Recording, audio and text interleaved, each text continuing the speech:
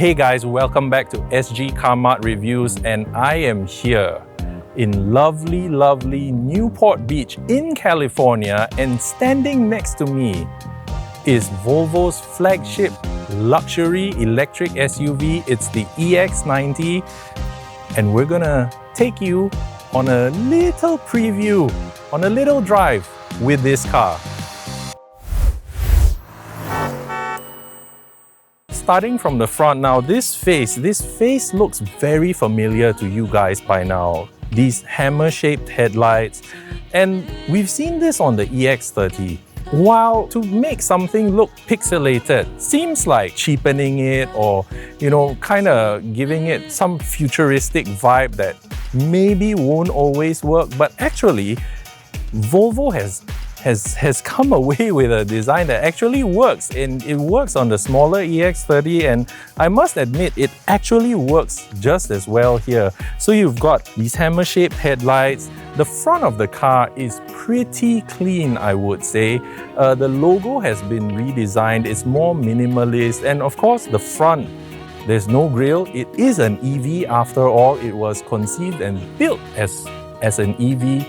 So you'll enjoy those efficiencies, those, the way they've managed to tune the chassis, which we'll see more of. But anyway, let's take a look at the rear. The EX90 is quite the sizable car. It's just over 5 meters long. Now over here at the rear, the first thing that strikes you is the cohesiveness of this design. Now, even if the badges weren't here, even if you didn't see EX90, there's something about like these C-shaped taillights, these little lights up here, something about the design language will tell you that even from afar, yeah, I think that car is a Volvo. It's got those masculine lines. It has a Volvo-ness to it that you can't really explain, but with my limited expertise in terms of design, I would say that's one of the hallmarks of what makes a good design. And for more of that, let's have a look on the inside. Let's see some more of that Scandi design. Alright guys, we are in this gorgeous cockpit of the EX90. And straight away, what dominates this dashboard is this 14.5-inch infotainment screen. The graphics, they're gorgeous. They look very sharp over here. Look at the fonts. From a 2-hour drive earlier today, my take on this is the menus don't require you to dive too deeply into them. Like for instance, I'll just tap here on driving, and you can see most of the options are already here. So if I wanted to dig a little deeper, I can press view all. And then even when I jump into this new menu, right, it's not as if I can jump into yet another sub-menu. So it's more like the options are spread out, the functions are spread out. There is a learning curve, but eventually you'll get around to it, and while you're doing it, you're enjoying these graphics, at the same time. Elsewhere, you have this instrument panel in front of you. Again, very high res, punchy graphics. I've got it set on the map so that it's just easier when I'm navigating, and what you can't see just yet is in front of me, there's a heads-up display.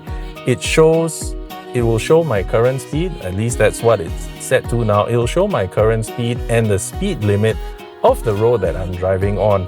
And since we're in the US, it's in miles per hour. It's a little bit confusing at first, but eventually things work out. So other nice things include this Bowers & Wilkins system. It is the first Volvo to have Dolby Atmos. So it's supposed to, project it so that the sound is like coming down from above. And I have to say, first impressions, once again, they've delivered this neat, very functional Scandinavian design. Of course, those of us who are of a particular vintage might not be too savvy yet with having all the functions just concentrated over into this screen.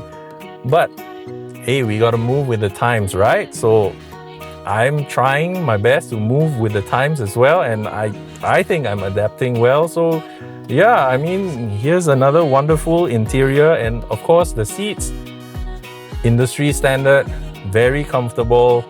I drove for over 2 hours just now, no issue at all. In the second row of the EX90, the first thing you'll notice is, look at this, there's tremendous legroom. I'm 1.73 meters tall, and this is set to my preferred driving position, and look how much legroom there still is. There's a lot of foot space as well. And now the literally cool things are, you've got rear climate control, so there's another 2 zones here. You've got air vents here, but the key thing is having B-pillar mounted aircon vents, which means the cold air can hit your face, or you can direct it to your torso for more effective cooling. Now, other than that, you also get 2 USB-C ports here, handy for charging devices. And of course, what must you have in a luxury car? You need to have a full-length panoramic sunroof that makes the cabin even airier. And in the case of being in such nice resort like this, well, the sight of palm trees, blue skies, and the feeling of bliss.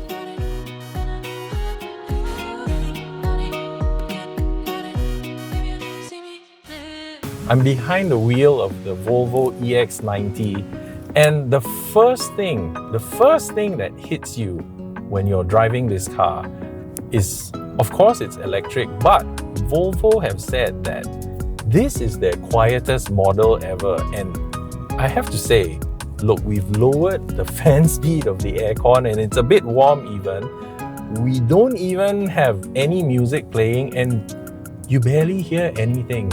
There's barely any wind, there's barely any road noise, which, by the way, there should be more, because these cars we're driving, they come with 22-inch wheels, 22-inch tires. They're not exactly the quietest option, and yet the first thing that hits you is the silence. So silence is great because you hear your music, you can enjoy conversation with your friends, with your loved ones, and in general, I mean, nobody wants to hear about, the maddening noises of traffic outside.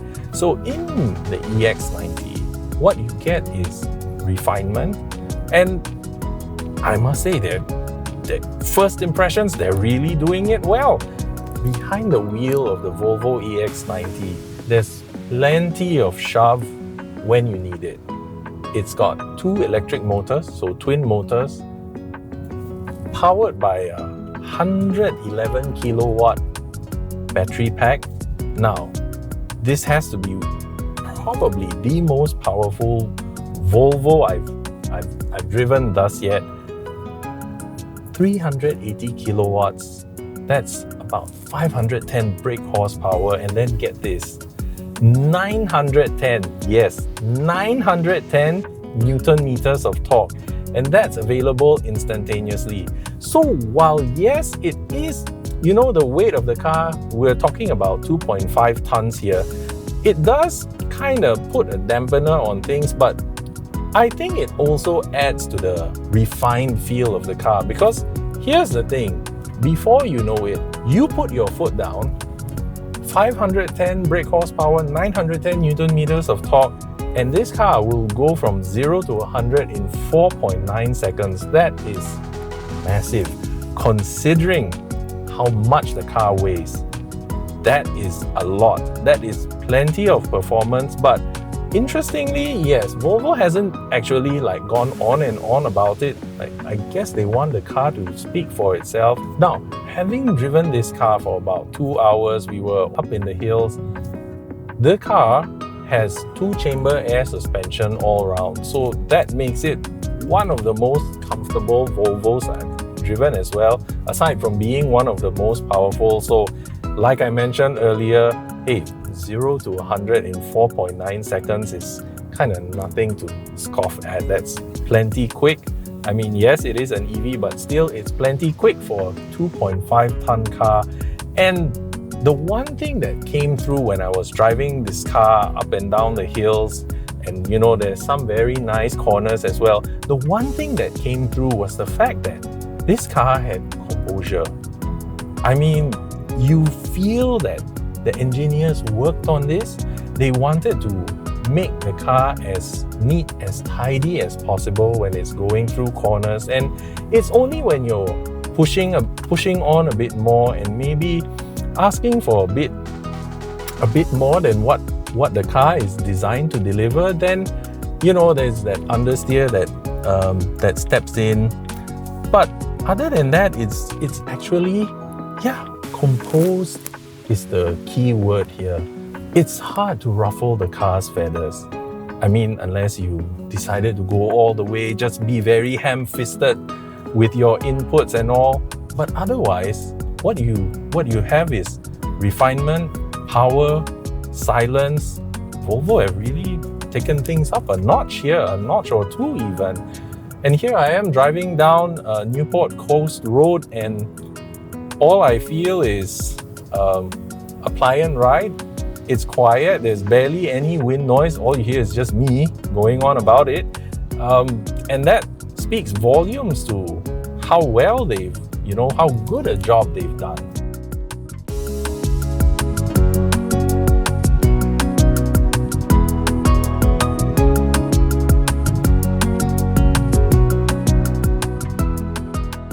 That's all the time we have for you today, coming from lovely Newport Beach in California. This was the Volvo EX90. Don't forget to like, share and subscribe. Hit that notification bell so that you'll always know when we've got fresh content up for you, and leave us a comment in the box below. Don't forget to follow us on TikTok at Sgcarmart. Till then, stay safe, drive safe. Ciao. Having B-pillar, do I call them B-pillar? You gamers out there, there's fancy hardware going on in here. Things like NVIDIA, Snapdragon processors, things that we auto journalists, we're not too familiar with.